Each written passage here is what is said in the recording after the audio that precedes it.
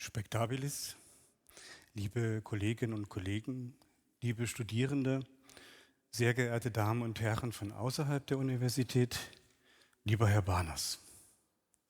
Mein Name ist Marco Demantowski und im Namen der Historisch-Kulturwissenschaftlichen Fakultät der Universität Wien und ihres Zentrums für transdisziplinäre historisch-kulturwissenschaftliche Studien darf ich Sie als Organisator dieser Veranstaltung begrüßen. Heute setzen wir eine noch immer neue Veranstaltungsreihe fort, die Vienna Public History Lectures.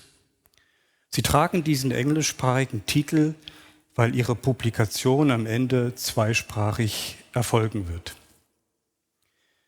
Wir wollen einen Anlass des Treffens innerhalb der Fakultät bieten, aber auch zwischen Fakultätsmitgliedern und einer interessierten Öffentlichkeit.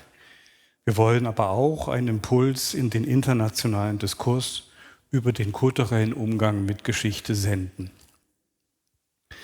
Die Fakultät lehrt jeweils nur einmal im Jahr, kurz nach der noch immer obligatorischen Zeitumstellung, dann, wenn nachts der erste Bodenfrost gekommen ist, wenn man morgens auf dem Fahrrad schon wieder Handschuhe benötigt, wenn die erste Arbeitswelle der neuen Vorlesungszeit bewältigt und es noch immer eine Zeitstrecke bis in die versöhnliche Adventszeit ist, dann also lädt die Fakultät in diesen geschichtsträchtigen Raum ein, um Inspiration und etwas gemeinschaftliches Erlebnis zu ermöglichen. Die Idee dieser noch jungen Reihe ist die auch zur Gründung des Fakultätszentrums für transdisziplinäre historisch-kulturwissenschaftliche Studien und ihrer Brückenprofessuren geführt hat. In einer umfassenden wissenschaftssystemischen Tendenz der zunehmenden Spezialisierung der Disziplinen, ihrer Methoden, Theorieorientierungen und Sprachspiele, neu nach dem Verbindenden in der Vielfalt der historisch-kulturwissenschaftlichen Fächer zu suchen. Hier sucht die Vortragsreihe nach Schnittpunkten, geteilten Horizonten und Attraktionen. Wir wollen hier disziplinäre Grenzen mindestens für einen Abend überschreiten und es soll auch noch schön und angenehm sein. Unser heutiger Referent und sein Beitrag, aber auch die Namen der Referentinnen in den kommenden Jahren, nämlich Ursula Krechel und Anne Weber, garantieren uns allen diese Art von Anregung. Feingeister, Schöngeisterei im besten Sinne und dabei immer wie als Voraussetzung ein untrüglicher und in seiner Wirklichkeitswahrnehmung unbestechlicher Blick auf das Vergangene im Gegenwärtigen, auf das Zukünftige im Vergangenen und auf das eigene erzählerische Tun. Ich möchte meinen schuldigen Dank für die Unterstützung der Veranstaltung abstatten. Zuallererst an den Fakultätsmanager Herbert Kammleitner, dem ich von hier aus gute Besserung wünsche, an die MitarbeiterInnen Dr. Barbara Pawlik-Löbel, Iman El-Gonemi und Emilie Stüber und an die MitarbeiterInnen des Veranstaltungsmanagements. Dieser Vortrag wird vom Radiosender Deutschlandfunk Kultur heute und hier aufgezeichnet. Sie werden ihn kommende Woche in der Sendung Diskurs und seinem Podcast nachhören können. Das Video der Veranstaltung wird auf unserem YouTube-Kanal im Dezember bereitstehen. Eine erweiterte deutsche und englische Druckfassung erscheint im kommenden August als kleine Monographie in der Reihe Vienna Public History Lectures beim De Gruyter Wissenschaftsverlag.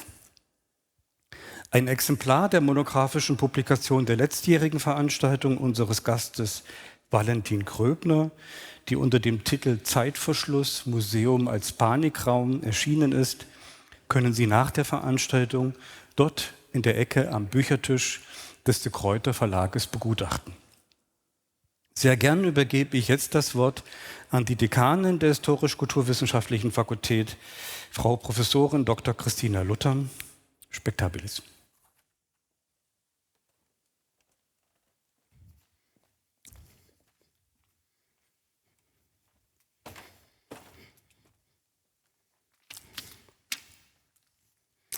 Sehr geehrte Damen und Herren, liebe Studierende, liebe Kolleginnen, liebe Kollegen, sehr geehrter Herr Barnes.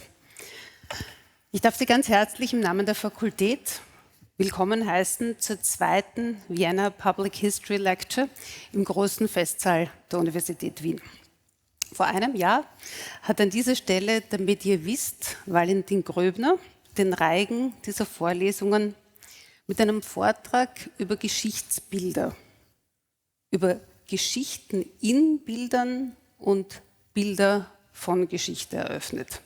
Und er hat dabei das Setting dieses Saales in seine Überlegungen mit einbezogen. Das heißt, ein Vertreter der akademischen Zunft hat uns damals gezeigt, wie sich Geschichte verändert, wenn sie aus dem Akademischen in den öffentlichen Raum tritt und wie durch solche Medienwechsel neue Geschichten hergestellt und wirksam werden. Erzählen akademische WissenschaftlerInnen und AutorInnen anders? Oder gibt es Überlappungen zwischen diesen Erzählweisen und ihren Feldern? In der zweiten Vienna Public History Lecture werden genau diese Aspekte erneut beleuchtet.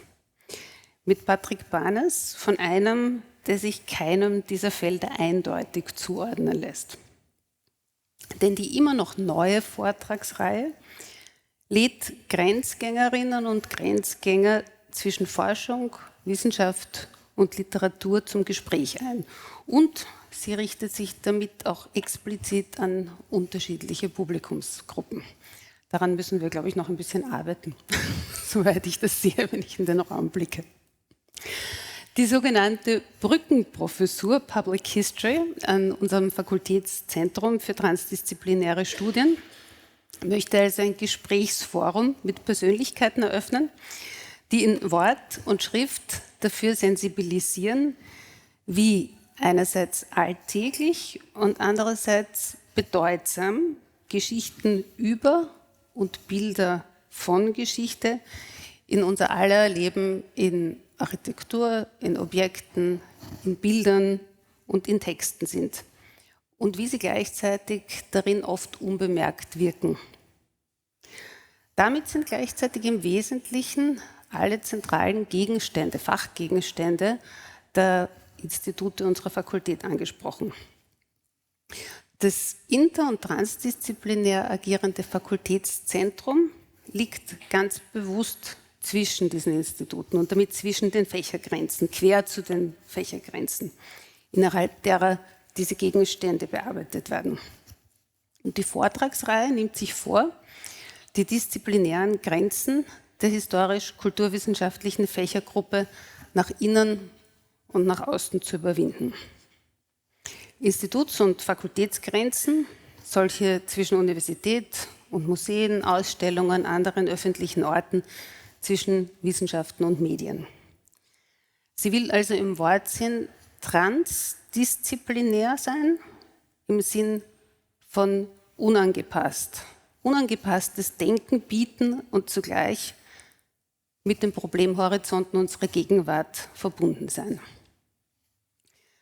Patrick Barnes ist damit gleichsam prädestiniert dafür, sich diesen Herausforderungen zu stellen. Seine Vita wird Marco Demandowski noch kurz vorstellen.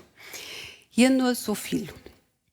Herr Barnes ist seit fast 35 Jahren im Feuilleton der Frankfurter Allgemeinen Zeitung tätig und seit 2016 ist er der verantwortliche Redakteur für die Geisteswissenschaften, also quasi eine Institution. Das werden alle deutschen Kollegen und Kolleginnen bestätigen. Wichtig scheint mir, die Basis für diese Tätigkeit bot nicht zuletzt ein Studium mehrerer Fächer: Geschichte, Anglistik und Philosophie. Und seine Tätigkeit umfasste immer eine Reihe von miteinander verflochtenen Aspekten. Das Feuilleton, politische Sachbücher wie zuletzt das neue Buch über die AfD und den neuen deutschen Nationalismus, aber auch Felder wie die Geschichte der Historiographie. Heute wird er uns auf einen besonders spannenden Grenzgang mitnehmen. Ein Wissenschaftsredakteur erzählt die Geschichte einer Autorin, ihrer Absichten und Methoden beim Schreiben. Die Geschichte der vor einem Jahr viel zu früh verstorbenen Hilary Mantel, die ihrerseits mit ihrem dreibändigen Opus Magnum über Thomas Cromwell dem Genre historischer Roman, man kann es wirklich sagen, eine neue Dimension hinzugefügt hat. Erzählen also akademische WissenschaftlerInnen und Autorinnen anders? Und fungiert Patrick Barners als Übersetzer? Oder erzählt er eine ganz andere Geschichte? Lassen Sie sich überraschen. Denn der Neugier und der Überraschung, dem gemeinsamen Zuhören und dem gemeinsamen Gespräch ist dieser Abend gewidmet. Ich freue mich auf den Vortrag von Herrn Barners, dem eine kurze Einleitung von Marko Demandowski vorangehen wird. Und ich darf Sie nachher ganz herzlich zu einem kleinen Umtrunk mit ein wenig Unterlage einladen. Alles Gute, schönen Abend.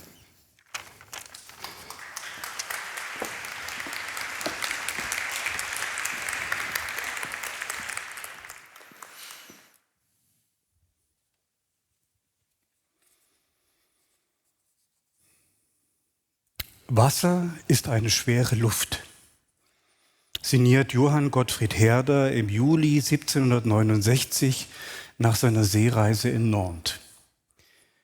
Wellen und Ströme sind seine Winde, die Fische seiner Bewohner. Der Wassergrund ist eine neue Erde. Wer kennet diese? Welcher Kolumb und Galilei kann sie entdecken? Welche urinatorische neue Schifffahrt ist noch zu erfinden? Sind die letzten nicht möglich, um die Sonnenstrahlen bei stillem Wetter zu vereinigen und gleichsam das Medium des Seewassers damit zu überwinden? Was würde der urinatorischen Kunst und der Schifffahrt nicht dadurch für eine unendliche Leichtigkeit gegeben? Herders Journal spricht in einer Metapher. Zugleich sprach sein Autor über eine existenzielle persönliche Erfahrung, einen epochemachenden Ausbruch in die weite See. Folgen wir Herders Metapher, stellen uns mit ihm an den Mast des Schiffes, schauen wir mit dem 25-jährigen Ausbrecher über die Reling ins unergründlich Tiefe. Die Metapher trägt uns in den heutigen Abend. Die tiefe und weite See, der Spiegel ihres Wassers, der von Horizont zu Horizont reicht, das sind die alltäglichen und auch die festtäglichen Bedürfnisse aller Menschen, sich im Großen wie im Kleinen in ihrer Zeit zu orientieren, sich miteinander zu finden. Menschliche Individuen und Kulturen leben in ihren Zeithorizonten und Identifikationen wie in Gärten. Zäune, Hecken und Rabatten sind dann Orte der Begegnung wie des Konflikts. Das alles wird im Medium des Erzählens divers gelebt. Das ist die weite See dessen, was man Public History nennen kann. Das zivile Segelschiff in Herders Metapher, vielleicht ist es eine kleine Flottille, kann man sich nun als die historischen und kulturwissenschaftlichen Fächer vorstellen. Sie schwimmt auf dieser See, sie nutzt sie und den Wind, der über sie streift. Diese See ist schwer zu kalkulieren, mal freundlich wellig, mal bedrohlich stürmisch, mal flau bis zum Ende aller Vorräte. Auf den Schiffen der Flottille herrscht notwendigerweise Disziplin und Ordnung. Unter den Schiffen aber ist das Weiten Unerforschte. Die Geisteswissenschaften beziehen alles, was sie ausmacht, aus jenen nur scheinbar überschaubaren Welten, in denen sie ihr Auskommen finden müssen. Das kann auch gar nicht anders sein.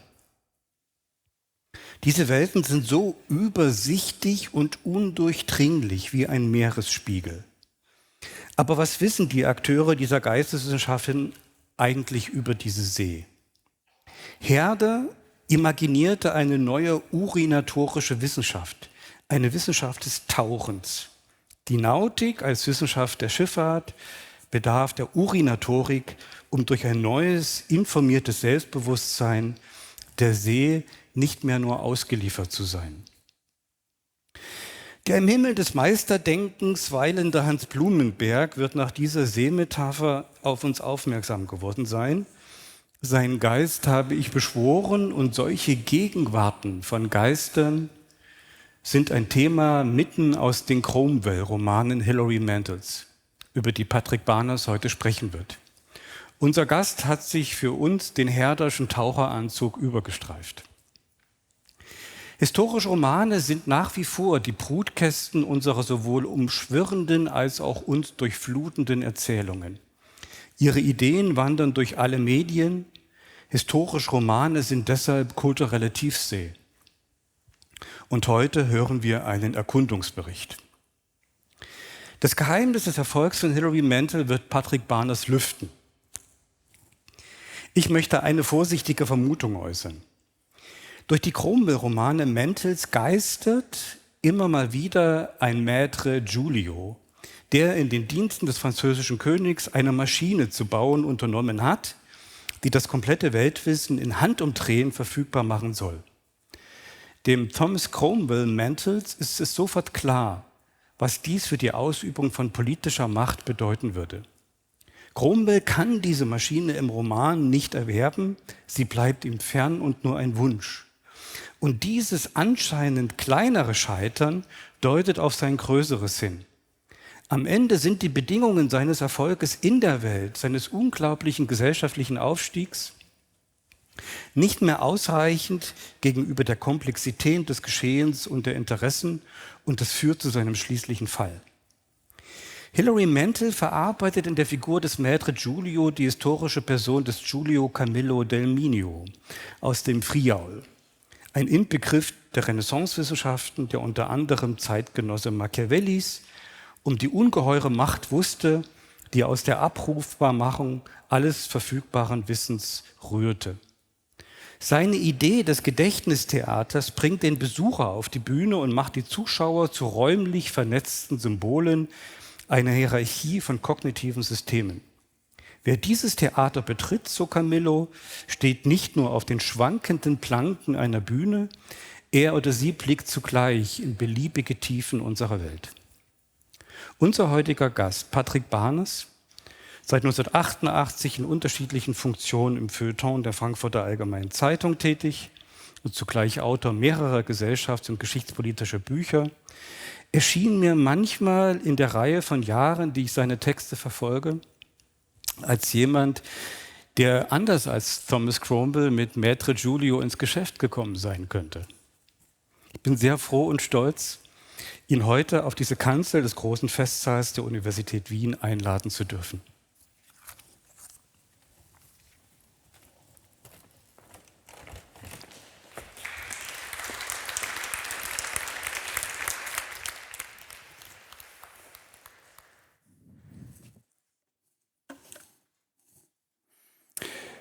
Sehr geehrte Frau Dekanin, lieber Herr Demantowski, liebe Mitarbeiter und Mitarbeiterinnen vom Lehrstuhl Public History, liebe Kommilitoninnen und Kommilitonen, meine Damen und Herren.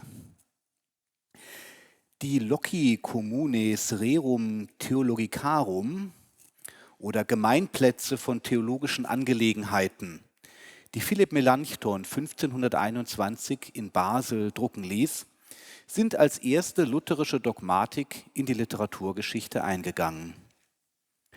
Der zweiten, völlig neu bearbeiteten Auflage von 1535 mit dem kürzeren Titel Loci Communes Theologici stellte Melanchthon einen Widmungsbrief an König Heinrich VIII.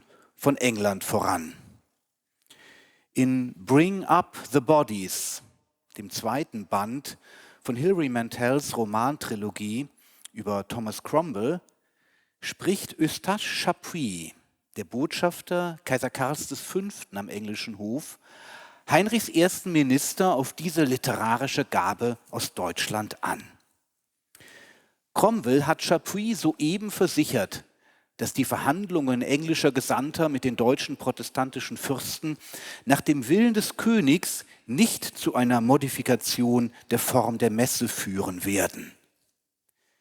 Da sticht der Botschafter, so erzählt es Mantel aus Cromwells Perspektive, mit dem Finger in die Luft, weil er glaubt, dass er mit einem stichhaltigen bibliografischen Verweis das zu seiner Beschwichtigung aufgeblasene Gebilde frommer Absichtsbekundungen zum Platzen bringen kann. Der Ketzer Melanchthon, muss Cromwell sich von Chapuis sagen lassen, habe Heinrich doch gerade ein Buch gewidmet. Die deutsche Übersetzung unterschlägt leider die medienhistorische Pointe des Satzes, mit dem Chapuis den Beweiswert dieser Tatsache umreißt. Das können Sie nicht verheimlichen, oder? Im englischen Original heißt es, You cannot hide a book, can you? Ein Buch kann man nicht verstecken. Auch der Repräsentant der Führungs- und Garantiemacht der alten Weltordnung setzt den revolutionären Charakter des Buchdrucks als Grundbedingung der Politik seiner Gegenwart voraus. Ist ein Buch einmal in der Welt, kann man es nicht mehr aus der Welt schaffen. Das trifft zu, seit die Verbreitung von Büchern nicht mehr durch Erstellung einzelner Abschriften per Hand erfolgt, sondern durch gleichzeitige maschinelle Herstellung einer Vielzahl von Exemplaren. Als Literaturgeschichte ist die gesamte neuere Geschichte öffentliche Geschichte. Ein Buch kann man nicht verstecken. So allgemein und wörtlich ist der Satz allerdings nicht richtig. Im Gegenteil schafft die Vervielfältigung und Vervielfachung als Gesetz und Tendenz der Buchproduktion Gelegenheiten zum Verstecken von Büchern. Was im Buch steht, muss nicht auf dem Buch stehen. Und selbst wo der Einband oder Rücken einen Buchtitel ausweist, muss es nicht der richtige sein. Buchdrucker spielen Verstecken mit der Zensur, indem sie Verlagsorte fingieren. Nicht in einem Regal, sondern in einer verschlossenen Truhe. So erfährt Mantells Leser in einem der ersten Kapitel von Wolf Hall, dem ersten Band der Trilogie, bewahrt Cromwell ein neues Testament auf, die englische Übersetzung, die William Tyndale angefertigt hat. Cromwells Exemplar ist ein Raubdruck aus Antwerpen, der leichter aufzutreiben ist als die eigentliche deutsche Ausgabe. An diesem Detail sieht man, wie eng sich die Romanautorin Hilary Mantel an die historischen Quellen hält, auch im Sinne des materiellen Überlieferungsbestandes. Von der Erstausgabe von Tyndales Testament, die Peter Schöffer 1526 in der Freien Reichsstadt Worms druckte, sind nur 3 Exemplare erhalten. Das Buch aus Cromwells Truhe erhält im Roman eine nähere Zustandsbeschreibung. Sein Neues Testament hat Oktavformat, das Papier ist scheußlich und billig. Auf der Titelseite, wo Kolophon und Adresse des Druckers stehen sollten, die Worte gedruckt in Utopia. Die Insel Utopia, der Ort ohne Ort, ist der sprichwörtlich gewordene Schauplatz des Staatsromans, den der englische Jurist, Diplomat und Politiker Thomas Morus 1516 veröffentlichte. Unter den Beratern Heinrichs VIII. War Morus im Jahrzehnt zwischen seinem Roman und der Wormser Bibelausgabe zum Anführer der reformationsfeindlichen Partei avanciert. Mantells Cromwell macht sich bei nächtlicher Lektüre ein stilles Vergnügen daraus, sich auszumalen, dass seinem Rivalen ein Exemplar der ketzerischen Hommage unter die Augen gekommen sein könnte. Am liebsten würde er es ihm zeigen, nur um sein Gesicht zu sehen. Nächtliche Lektüre, eigentlich müsste ich richtiger sagen, ausgemalte, ausgedachte nächtliche Lektüre, denn in dieser Szene wird das verbotene Buch gar nicht aus der Truhe geholt. Sie spielt sich im Jahr 1527 ab, als Cromwells erster Patron, Kardinal Wolsey, noch die Staatsgeschäfte des zweiten Tudorkönigs führt. In den darauffolgenden Jahren publizierte Morus 2 Bücher gegen Tyndales Übersetzung.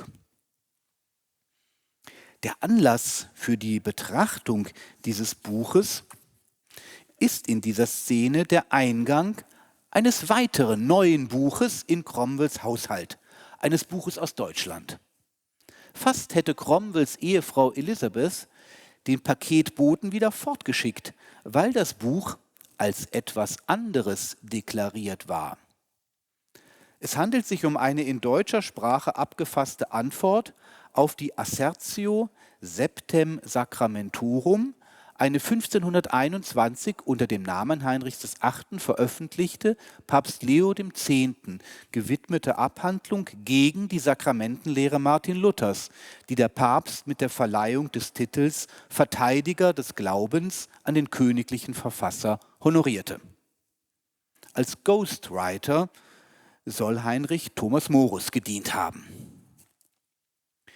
Für Mentels Arbeitsweise, für die Ausgestaltung des Gedankenprotokolls ihres Helden Thomas Cromwell, das die fast 2000 Seiten der 3 Romane füllt, gilt die Regel, dass immer nur das jeweils Nötigste vermerkt wird. Hier die Mitautorschaft von Morus, nicht aber Inhalt und Titel der Streitschrift. Ist der innere Monolog überhaupt realistisch? Seit der Erfindung dieser Technik der Autopsie am lebenden Helden ist das die Gretchenfrage an den psychologischen Roman. Mentel bereichert die Geschichte des inneren Monologs sozusagen um die cäsaristische Variante. Cromwells Tatenbericht steht in der 3. Person. Die Knappheit des Berichts stellt sicher, dass man ihm glauben kann. Nur was Cromwell selbst bemerkenswert erscheint, wird verzeichnet, was ihm zurückgespiegelt wird, wenn er sich umsieht in der Welt. Paradoxerweise beglaubigt Mentel ihr Verfahren außerdem dadurch, dass sie Unwahrscheinlichkeiten herausstreicht. Sie markiert das Absichtliche, Literarische und Gemachte an ihrem Werk.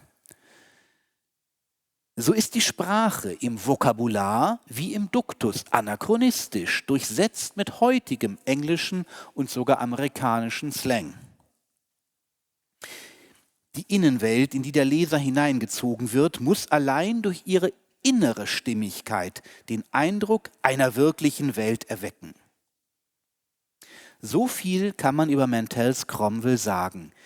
Er wird von einem Mitteilungsbedürfnis angetrieben, dessen Adressat opak bleibt.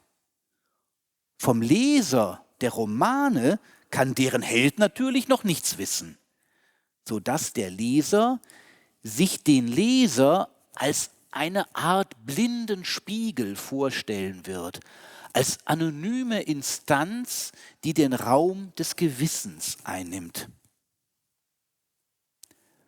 Vorsichtshalber lässt Cromwell beim ersten Blättern durch das Buch aus Deutschland fallen, dass er sich nicht aus geheimem Einverständnis mit der lutherischen Lehre nach Hause bestellt, was durch die Kanalhäfen und die kleinen Meeresarme von East Anglia geschmuggelt wird, sondern weil er als Mann fürs Feine im Apparat von Kardinal Wolsey über die neueste theologische Polemik auf dem Laufenden bleiben muss. Auch verschweigt er den Titel des frisch ausgepackten Buches, der in deutscher Sprache abgefassten Replik auf den gekrönten Theologen. Da wir uns im Jahr 1527 befinden, muss es sich wohl um Luthers Antwort auf des Königs von England Leicester-Schrift handeln, Luthers 3. Beitrag zur Kontroverse. So klärt sich auf, warum das Buchpaket, als enthielte es pornografische Literatur, falsch deklariert worden ist. Cromwell geht sogar mit dem Gedanken schwanger, eine Übersetzung des Buches ins Lateinische in Auftrag zu geben, damit es diskret verbreitet werden kann, und würde sich die Übertragung selbst vornehmen, wenn ihm nicht die Zeit dafür fehlte. Seine erste Replik hatte Luther selbst in deutscher und lateinischer Fassung herausgehen lassen. In der Gemeinsprache der europäischen Gebildeten sah der König sich dort angesprochen als stolidus rex, stupidus et plane lethargicus sophista, rex mendatii, progenies viperae, rudis asinus und crassus porcus. Die Szene im häuslichen Arbeitszimmer Cromwells ist also noch dramatischer, als die camouflierte Büchersendung uns ohnehin schon ahnen lässt. Nachdem seine Frau sich schlafen gelegt hat, die es schockiert, dass er um 3 Uhr nachts noch arbeiten will, wendet sich der Hausherr einem diskreten Projekt der Majestätsbeleidigung zu. Später, nach dem Sturz des Kardinals, fertigte Cromwell die gesetzlichen Instrumente an, die zur Absicherung der von Wolsey mit diplomatischen Mitteln vergeblich verfolgten Scheidung Heinrichs VIII. Die Kirche von England vom Papsttum lösten und dem Königtum unterstellten. So leistete er einen wesentlichen Beitrag zur Heraufkunft des konfessionellen Zeitalters. Aber seinem eigenen Habitus, wie ihn Mantell von innen heraus entwirft, soll das Ideal einer durch Formulare sicherzustellenden Übereinstimmung von innerer und äußerer Einstellung fremd geblieben sein. Die anglikanische Kirche strich die Beichte aus der Liste der Sakramente. Chapuis sagt Cromwell das voraus, als er ihn zur Weihnachtszeit des Jahres 1535 mit Melanchthons Werbebrief in Form des Widmungsschreibens konfrontiert. Auch an dieser Stelle fällt der Titel von Heinrichs Qualifikationsschrift für den martialischen römischen Ehrendoktorhut nicht. Das königliche Buch über die 7 Sakramente wird gar nicht erwähnt. Aber der Botschafter des Kaisers wird es nicht vergessen haben. Dass Heinrichs Schrift in den europäischen Bibliotheken steht, gibt der Prognose einer Wende in der Sakramentenpolitik sarkastische Schärfe. Ein Appell der Kirchenpolitiker Heinrichs solle die Linie des Theologen Heinrich befolgen, wäre witzlos gewesen. In der modernen Welt der öffentlichen Geschichte bewirkt der Publizitätszwang im Ideenkrieg lediglich, dass Wortbrüche und Seitenwechsel dokumentiert werden. Von der bloßen Form der öffentlichen Auseinandersetzung geht kein Zwang zu konsistentem Handeln aus. Es wäre irreführend, wenn man sagte, die Autorin der Cromwell-Romane setze die gesamte Geschichte der englischen Reformation inklusive einer vollständigen Kontroversliteraturliste als bekannt voraus. Wohl aber werden Leser, die sich anregen lassen, ihre Kenntnisse zu erweitern, dadurch belohnt, dass Zusammenhänge hervortreten und Weggelassenes ans Licht kommt. Chapuis wird gegen Cromwell bzw. gegen das, was Cromwell ihm erwidert, Recht behalten. Heinrich wird die geheiligte Siebenzahl der Sakramente zusammenkürzen. In der anglikanischen Liturgie blieb von der Beichte das allgemeine Sündenbekenntnis im Gemeindegottesdienst. Cromwells ungeschriebene Mitschrift seiner Neben- und Hintergedanken im Vollzug der kirchenpolitischen Geschäfte ist schon so etwas wie ein funktionales Gegenstück zum wegrationalisierten Privatissimum der Ohrenbeichte. Der triumphale Fingerzeig des mindestens in den Verlagskatalogen belesenen Botschafters trifft insoweit ins Leere, als die Neuerscheinung aus Wittenberg für Cromwell Ende 1535 schon keine Neuigkeit mehr ist. Die theatralische Geste des Botschafters ist diplomatisches Routinehandeln, Protest um des Protestes willen. Der Leser weiß, dass Cromwell die umgearbeiteten Gemeinplätze Melanchthons schon besitzt. Während einer Schachpartie mit Edward Seymour, dem Bruder Jane Seymours, die sich im Hintergrund der Staats- und Kirchenaktionen bereit macht, um Anne Boleyn in der Gunst Heinrichs VIII. Abzulösen, führt sein Gegner über den augustinischen Fatalismus der Lehre Luthers Klage. Worauf Cromwell ihm rät, sich über den neuesten Stand der Wittenberger Debatten zu informieren und ihm anbietet, ihm Melanchthons Buch zu schicken. Dass Seymour die Partie verloren gibt, hat mit dem Literaturtipp wohl nichts zu tun. Cromwell kultiviert sein Selbstbild, indem er seinen Rivalen Morus zu seinem Gegenbild stilisiert. Daher kann er sich auch damit abfinden, dass seine Frau vor ihrem frühen Tod nie auf sein Angebot eingeht, ihr den Schlüssel zu der Truhe mit dem englischen Neuen Testament auszuhändigen. Anders als Thomas More ist er kein verhinderter Priester, kein frustrierter Prediger. Er kann sich nicht vorstellen, seinem Haushalt etwas vorzulesen. Wenn neue Bücher in seinem Haus auf dem Gelände des Augustinerklosters in der City of London ankommen, sagt seine Frau schon einmal, ihr genüge als Lektüre ihr Gebetbuch. Das ist ein Stundenbuch, das ihr erster verstorbener Mann ihr zur Hochzeit geschenkt hatte. Für Cromwell ist dieses Buch ein Objekt der Eifersucht. Nach dem Tod seiner Frau nimmt er das Buch eines Tages aus der kleinen Truhe, in der er es verwahrt. Er geht die Familienchronik aus Geburts- und Sterbedaten durch, die seine Frau und er nacheinander in das Buch eingetragen haben. Dann schweifen seine Gedanken ab und er entschließt sich, den Namen ihres ersten Mannes zu tilgen, hinter dem sie seinen Namen eingefügt hatte. Ein Akt des Graphoklasmus im Stil seines königlichen Herrn, der nach der Annullierung seiner Ehen den Hochzeitsschmuck konfisziert, um ihn nach neuer Monogrammierung weiterzuschenken. Einem breiten oder schmalen, erst recht einem durchbrochenen Strich meint man ansehen zu können, mit welcher Kraft er gezogen wurde. Aber eine solche grafische Spur gibt nicht alles über ihr Zustandekommen preis. Die Romanautorin kann hinter das vorgefundene Bild zurückschalten. Mantell tut das in der Schilderung von Cromwells Nachtstunde über dem Stundenbuch. Er greift nach der Feder. Ich bin über Liz hinweggekommen, sagt er sich. Sicher? Er zögert, die Feder in der Hand, beschwert von der Tinte. Er hält die Seiten flach nach unten und streicht den Namen ihres ersten Mannes durch. Er denkt, das wollte ich schon seit Jahren tun.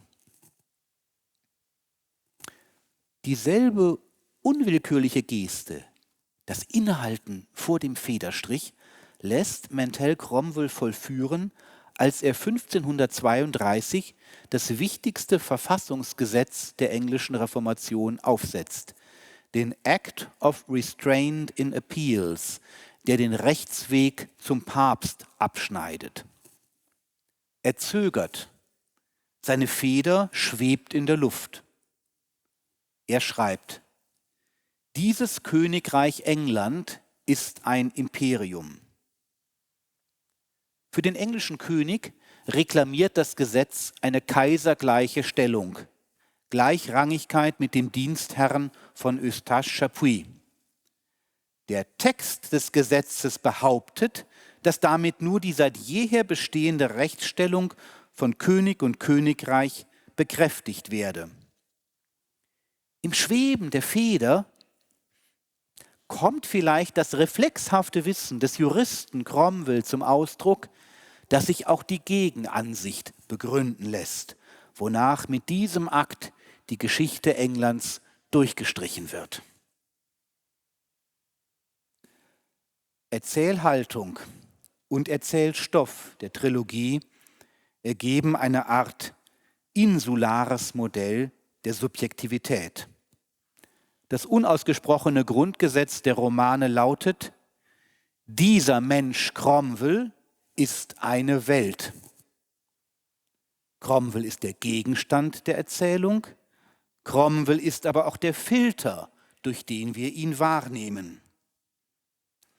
In diesem hermetischen Setting ist die nächtliche Szene der Retusche im geerbten Gebetbuch eine fast singuläre Konstellation, weil wir Cromwell bei einem offensichtlichen Selbstwiderspruch ertappen. Er ist über Liz hinweggekommen, sagt er sich, und er dementiert diese Feststellung mit dem gewaltsamen Schlussstrich.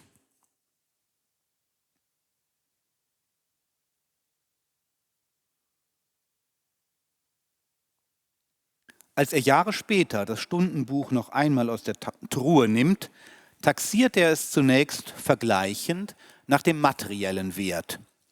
Jetzt, da er nach Belieben die besten Texte aus der königlichen Bibliothek lesen kann, scheint ein Gebetbuch ein ärmliches Ding. Wo ist der Goldschnitt? Auf dem Porträt Thomas Cromwells von der Hand Hans Holbeins des Jüngeren, das heute in der Frick Collection in New York hängt, liegt ein Buch ganz vorne auf dem grün bespannten Tisch vor dem Porträtierten. Die vordere Ecke ragt über die Tischkante, die Schnittkanten sind mit Blattgold überzogen. In Wolf Hall erwähnt Cromwell dieses kostbare Detail in seiner Aufzählung der Attribute auf dem Tisch im Rahmen der Beschreibung des Bildes, die er nach der Ablieferung des Gemäldes durch den Maler im Kopf vornimmt. Er notiert auch, dass das Leder des schweren, in schwärzliches Grün gebundenen Bandes ebenfalls mit Goldprägung am Rand versehen ist. Buchstaben sind auf dem von 2 goldenen Schnallen zusammengehaltenen Einband nicht zu erkennen. Das Buch gibt keinen Hinweis auf seinen Inhalt. Der Auftraggeber des Porträts verrät dem Leser des Romans das Geheimnis, welches Buch es ist. Holbein hatte sich demnach zuerst Cromwells Bibel zeigen lassen, wies sie aber als zu unscheinbar, zu abgegriffen zurück. Es wäre Holbein also ganz selbstverständlich gewesen, Cromwell als einen Mann darzustellen, der das Wort Gottes ständig griffbereit hat, zwischen seinen Schreibinstrumenten. Aber für das Auge des Malers erwies sich Cromwells Handexemplar der Heiligen Schrift, eine lateinische Bibel, nicht das englische Testament aus der Truhe, paradoxerweise gerade deshalb nicht als geeignet, weil es Cromwells Lebensführung nach einer protoprotestantischen Ethik tatsächlich illustriert. Er hat so viel in dem Buch gelesen, dass es ganz zerlesen ist. Holbein hatte dann das Haus abgesucht nach dem schönsten Band, den Cromwell besitzt, und hatte diesen Band auf dem Schreibtisch eines seiner Mitarbeiter gefunden, also auf einem anderen Schreibtisch. Es ist das Werk des Mönchs Pacioli, das Buch darüber, wie man seine Bücher führen soll, das ihm seine liebenswürdigen Freunde aus Venedig geschickt haben.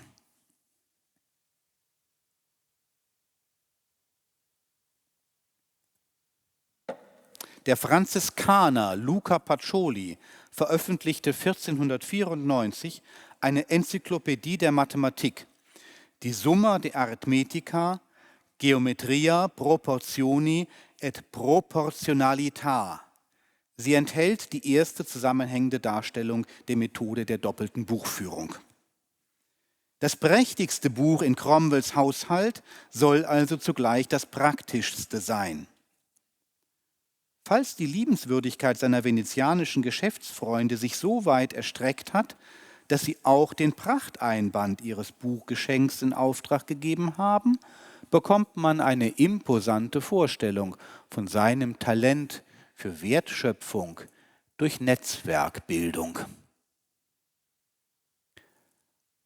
Ein wesentlicher Zug von Hilary Mantels Porträt Thomas Cromwells wird durch ihre Beschriftung des Holbein-Porträts sozusagen in das Gemälde hinüberkopiert. Die intellektuelle Ausstattung verdankt der Herr Sekretär, der federführende Handlanger zuerst des Kardinals und dann des Königs, seinen italienischen Lehrjahren. Als Jugendlicher floh er vor seinem gewalttätigen Vater, einem Schmied in Putney, einem Pfarrbezirk am südlichen Themseufer westlich von London, auf den Kontinent. Im Sold des Königs von Frankreich erlernte er das Kriegshandwerk.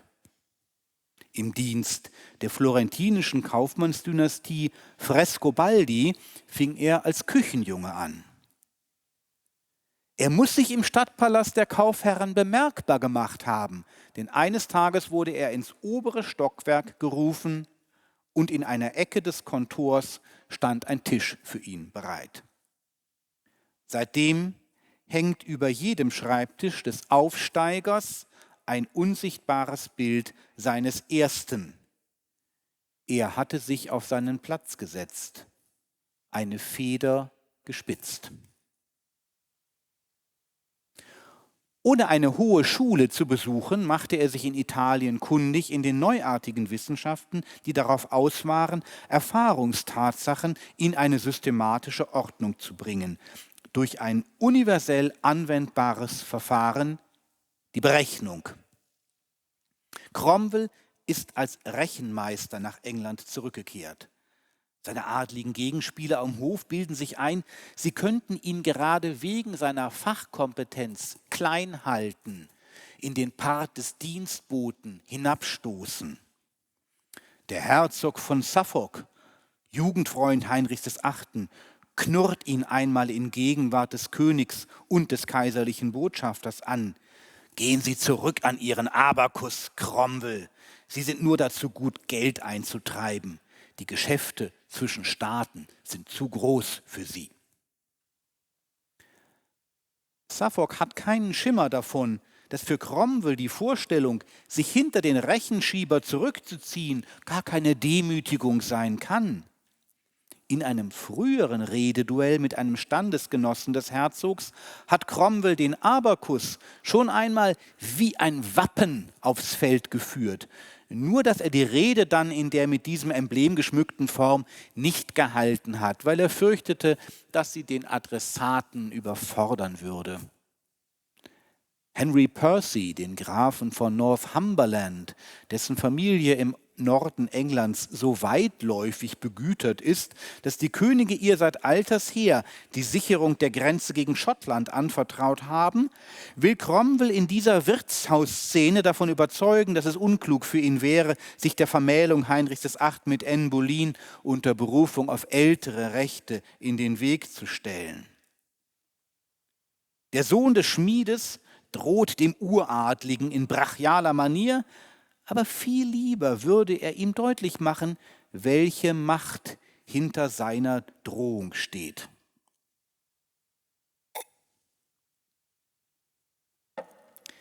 Wie kann er es ihm erklären? Die Welt wird nicht dort gelenkt, wo er denkt.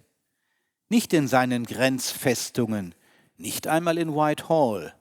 Die Welt wird in Antwerpen gelenkt, in Florenz, an Orten, die er sich nie vorgestellt hat, in Lissabon, wo die Schiffe mit Segeln aus Seide nach Westen treiben und in der Sonne glühen.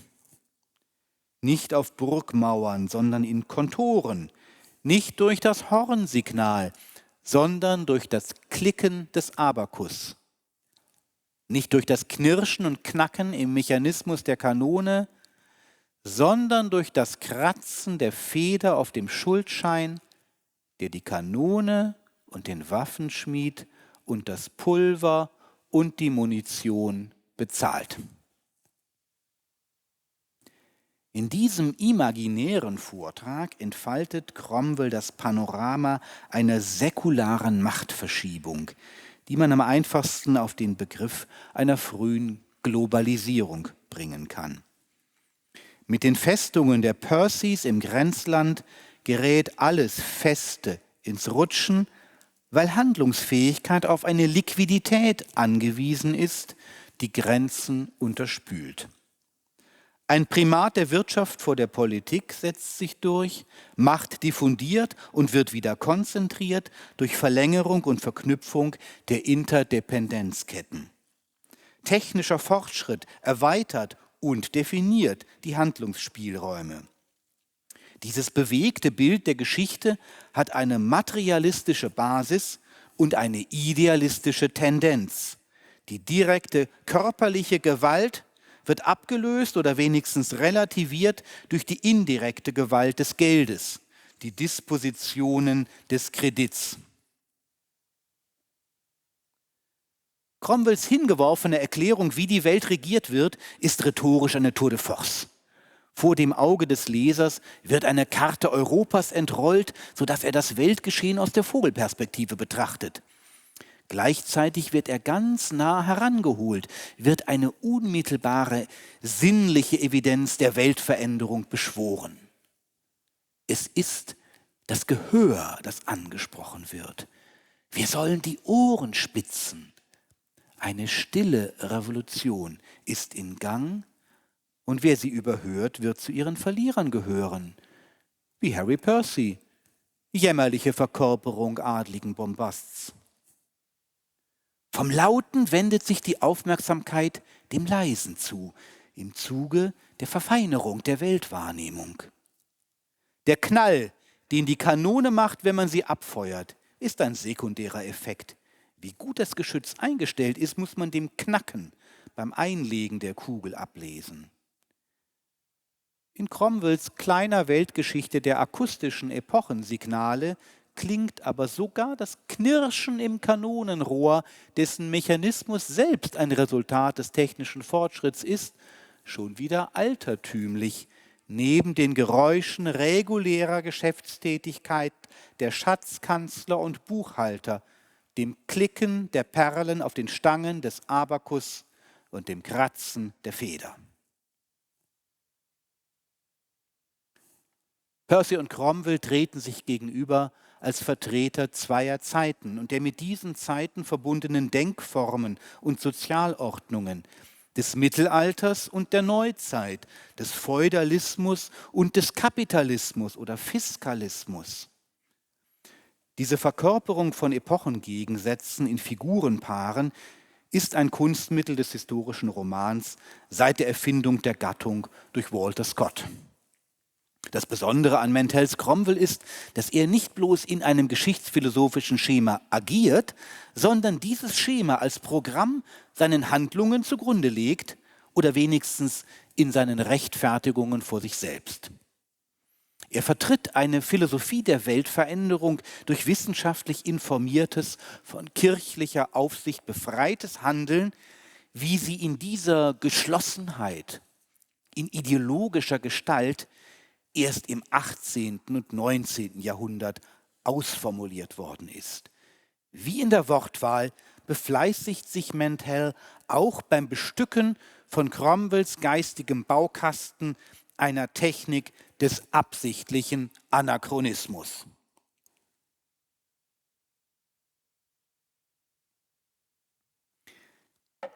Diese Absichtlichkeit wird belegt durch die an markanten Stellen in Cromwells inneren Monolog eingewobenen Zitate. Nachdem ihn der Herzog von Suffolk auf dem Parkett des Hofes beleidigt hat, tröstet sich Cromwell nach der Rückkehr an seinen Arbeitsplatz mit einer historischen Betrachtung. Der Herzog möge den König Harry nennen, wie in der Jugend, und ihn durch Erzählen von gemeinsamen Eskapaden auf dem Turnierplatz bei Laune halten. Aber der Tag des Rittertums ist vorüber. Bald schon wird Moos den Turnierplatz bedecken. Die Tage der Geldverleiher sind angebrochen, die Tage der dahinstolzierenden Freibeuter. Bankier setzt sich mit Bankier zusammen und die Könige sind ihre Laufjungen. Diese Vignette ist nicht nur eine Variation der Zeitgeschichtslektion für den Grafen von Northumberland, sondern auch eine Paraphrase einer der berühmtesten Passagen aus den Reflections on the Revolution in France von Edmund Burke. Der britische Parlamentsabgeordnete erzählt in der 1791 publizierten ersten seiner Streitschriften gegen die Revolution, dass er einmal mit eigenen Augen die Königin Marie Antoinette in Versailles gesehen habe, als sie noch Kronprinzessin gewesen sei. Er malt sich aus, dass eigentlich 10.000 galante Edelleute diese herrliche Frau schon gegen einen einzigen beleidigenden Blick hätten verteidigen müssen und erklärt sich sozialgeschichtlich, dass eine solche Rettungstat unterblieb, als die Königsfamilie in die Hände der Revolutionäre fiel.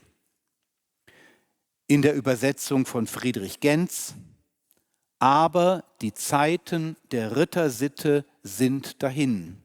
Das Jahrhundert der Sophisten, der Ökonomisten und der Rechenmeister ist an ihre Stelle getreten und der Glanz von Europa ist ausgelöscht auf ewig. Auch der Kontext des Zitates passt. Das Ereignis, das den Herzog von Suffolk zu dem öffentlichen Ratschlag an Cromwell verleitet, er solle sich aus der großen Politik heraushalten, ist der bevorstehende Tod Katharinas von Aragon, der gegen ihren Willen von Heinrich geschiedenen Königin. Botschafter Chapuis bittet Cromwell, für ihn die Erlaubnis zu erwirken, Katharina einen letzten Besuch abzustatten. Kein englischer Ritter wirft sich für sie in die Bresche. Burke schrieb, "But the age of chivalry is gone." Mantells Abwandlung lautet, "But chivalry's day is over." Der konservative Burke dachte in Zeitaltern. Thomas Cromwell rechnet von Tag zu Tag. Er gehört selbst zu den Geldverleihern, die er als die Betreiber einer welthistorischen Umkehrung der Machtverhältnisse darstellt. Bei Burke steht an der analogen Stelle der Überlegung die Reihe der Sophisters, Economists and Calculators. Durch prophetisches Zitieren verschafft Cromwell sich einen Platz in der Ahnengalerie der europäischen Revolutionäre, der große Kalkulator.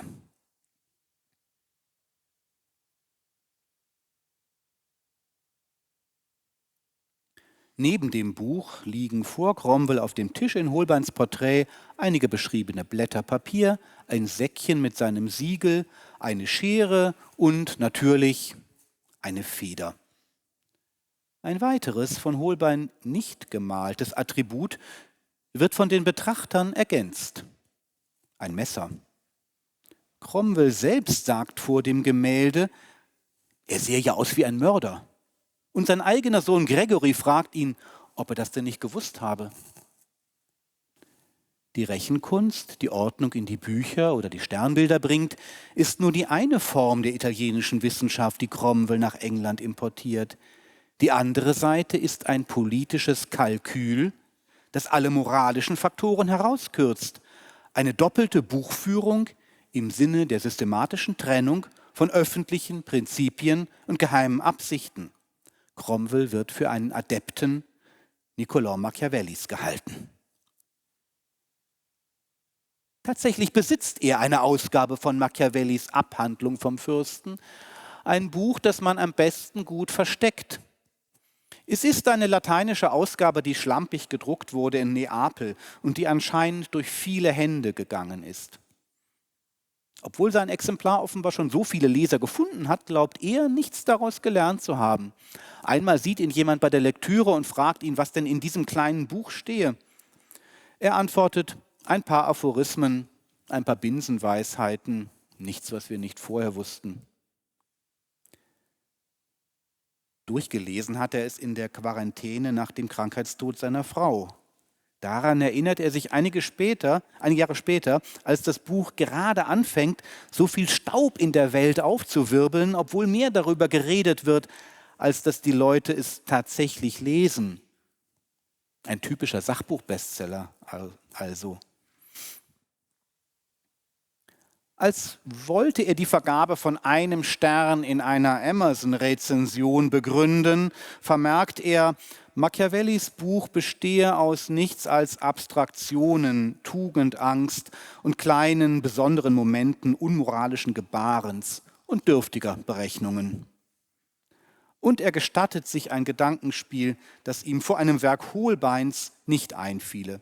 Vielleicht könnte er es verbessern, doch er hat keine Zeit. Sie erinnern sich, das hatten wir schon. Ja, er könnte Luther übersetzen, aber es fehlt ihm die Zeit. Der Objektivismus der dritten Person Singular lenkt davon ab, dass Cromwell bzw. Cromwells alter Ego, der oder die Unbekannte, der oder die Cromwell im Nacken sitzt und ins Hirn schauen kann, ein unzuverlässiger Erzähler ist. Die Optimierung des Principe soll nur an Cromwells Zeitmangel gescheitert sein. Nun ja, wir dürfen uns fragen, wie zuverlässig er sich selbst taxiert. Das unverfängliche Pendant zu Machiavelli ist im Bücherschrank Erasmus von Rotterdam. Auf ihn können sich alle Parteien der außen- und kirchenpolitischen Konflikte einigen. Er ist der vertraute Freund von Thomas Morus, Heinrich VIII. Fragt ihn um Rat und Thomas Cromwell lässt ihm eine Pension überweisen. Erasmus füllte mehrere dicke Bücher mit Kommentaren über Sätze, die nicht verbergen, dass sie Binsenweisheiten sind, Sprichwörter und stehende Vergleiche. Unter Gebildeten verständigt man sich auf der Grundlage von Gemeinplätzen. Als in Bring Up the Bodies Königin Anne verhaftet und über die Themse zum Tower verbracht wird, geben hohe Würdenträger ihr auf dem Boot das Geleit. William Fitzwilliam, der Schatzmeister, sagt etwas, das Cromwell nicht aufschnappt, aber Cromwell denkt sich, dass sie beide in diesem Augenblick vielleicht denselben Gedanken haben. Einen Gedanken im Gedenken an ihren verstorbenen Patron Kardinal Wolsey, der im Moment seiner Entmachtung auf eine solche Fähre gezerrt worden war.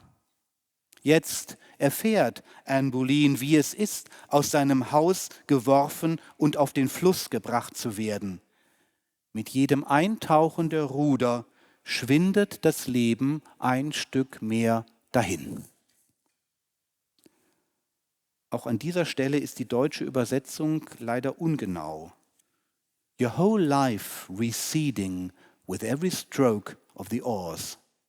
Das Dahinschwinden des Lebens wird als ein sich entfernen beschrieben, ein Schwinden im Raum. Das Leben wird kleiner wie die Bauten und Menschen am Ufer. Den hier angewandten Vergleich hat Erasmus aus den Werken Senecas herausgeschrieben. Quem admodum navigantibus terraeque urbesque recedunt, sic rapissime temporis cursu, primum pueritiam abscondimus, deinde adolescentiam, deinde senectutis optimus annos.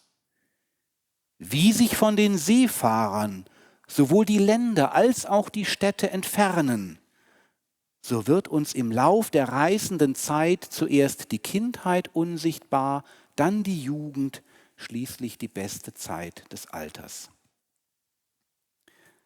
Der erste Cromwell-Roman beginnt damit, dass der Held von seinem Vater fast totgeschlagen wird. Er folgt dem Rat, seine Rettung über das Wasser zu suchen, zuerst auf dem Fluss und dann auf dem Meer. Aber seine Biografie ergibt ein Gegenbild zur Lebensreise des Sprichworts. Seine Kindheit holt ihn immer wieder ein. Auch sein Überleben am Hof, sein Geschick gegen die Anschläge derer gewappnet zu sein, die ihm jederzeit einen Überraschungsschlag zutrauen, verdankt er dem Faktum, sich gegen Walter Cromwell seine Haut gewehrt zu haben. Jedoch scheint er dazu verdammt, diese Befreiung zu wiederholen. Seine Geistesgegenwart ist ein Reflex seines Körpergedächtnisses. Daher konnte ihm Machiavelli nichts beibringen. Als das Boot der königlichen Gefangenen abgelegt ist, wendet Cromwell sich nicht um. Er zieht sich in sich selbst zurück, betrachtet das Wasser. Eine Gruppe Hellebardiere sind ihre Eskorte und er bewundert die fein gearbeiteten Klingen, das harte Schimmern auf den Barten. Aus waffentechnischem Blickwinkel sind Hellebarden überraschend günstig herzustellen. Aber wahrscheinlich sind sie als Kriegswaffen auch veraltet. Er denkt an Italien, das Schlachtfeld und das Zustoßen mit dem Spieß. Im Tower gibt es ein Pulverhaus, in das er gern geht, um mit den Sprengmeistern zu reden. Aber vielleicht ist das eine Aufgabe für einen anderen Tag. Bei Betrachtung des Wassers vermischen sich in Cromwells Geist Planung und Erinnerung, Jugendbilder aus Italien und historische Reflexion. Für seinen sachlichen Zugriff auf die Dinge ist charakteristisch, dass er sich beim Anblick der Hellebarden die Kostenfrage stellt und als Anschlussunternehmen die Inspektion des Pulverlagers ins Auge fasst. Ihm ist Zeit geschenkt worden. Solange Anne auf dem Fluss ist, wird nichts passieren. Der scharfe Glanz, den der Einfall des Sonnenlichts auf den geschliffenen Klingen der Hellebarden erzeugt, ist ein Vorzeichen. Als später Annes vermeintlichen Komplizen beim Verrat durch Ehebruch der Prozess gemacht wird, fungiert die Waffe des Wachbataillons als Wetterfahne. Als sie hineingehen, stehen die Wachen mit abgekehrten Hellebarden da. Später, als sie verurteilt wieder herauskommen, deuten die Klingen in ihre Richtung. Sie sind schon tote Männer, obwohl sie noch zum Hinrichtungsplatz gebracht werden müssen. Das Blinken der Axtklingen weist gleichzeitig aber, wie das Blitzen des Eisens an den Hufen der munteren Rösslein in Mörikes Gedicht, auf den Tod desjenigen voraus, dessen Geist dieses Lichtbild produziert und aufnimmt. Cromwell bleibt eine kleinere Zahl von anderen Tagen, als er sich vorstellt. Jeder der 3 Romane endet damit, dass eine Person geköpft wird. Thomas Morus in Wolf Hall, Anne Boleyn in Bring Up the Bodies, Thomas Cromwell in The Mirror and the Light. Jeder der 3 Verurteilten wird mit dem Boot zum Tower gebracht. Mit der Übernahme des Ministeramts erhält Cromwell ein Dienstboot, die Barke des Sekretärs. Unmerklich schaukelt das Boot unter ihnen, als Cromwell und sein vertrauter Helfer Rafe Sadler es zum ersten Mal betreten. Am Ende des letzten Bandes der Cromwell-Saga steht eine Vision, die Vision der Verwandlung des Helden in Wasser. Er ist verschwunden, ist der glitschige Kies unter seinen Füßen, das leise Kräuseln im Kielwasser seiner selbst. Ein weiterer von Erasmus aus Seneca geschöpfter Vergleich verknüpft die Verlaufsfigur des reißerisch dahineilenden Lebens mit einem uns allen heute noch wohlvertrauten Sprichwort. Ut in eundem amnem nemo bis descendit, sic ob rapidum cursum vitae homo ad singula momenta alius est. Wie niemand zweimal in denselben Fluss steigt, so ist wegen des reißenden Laufes des Lebens der Mensch in jedem einzelnen Augenblick ein anderer.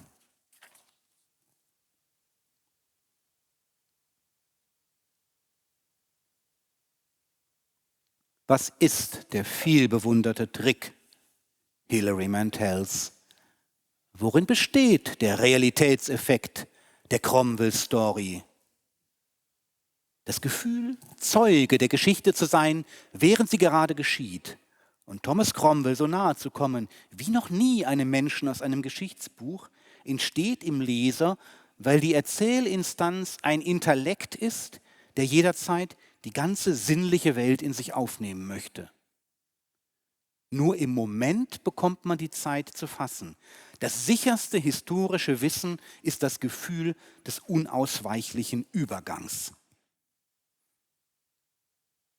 Von Thomas Morus möchte sich Cromwell unterscheiden, indem er sein Privatleben für sich behält.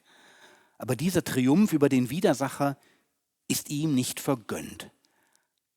Alle seine Gedanken und Gefühle sind die einer öffentlichen Figur.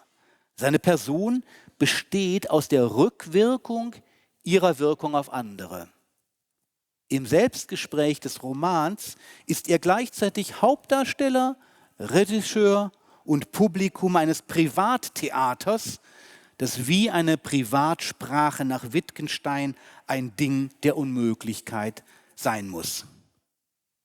Wenn alle private Geschichte auch öffentlich ist, dann kann und muss man im Zeitalter des von Hilary Mantel heftig abgelehnten Brexits ihre verteufelt gut erfundene Geschichte des Architekten der englischen Reformation auch als politische Parabel lesen. Worüber dann zu debattieren wäre, sei zum Abschluss in Form eines selbstgemachten Sinnspruchs angedeutet. Selbstbeherrschung behält etwas Unberechenbares. Vielen Dank.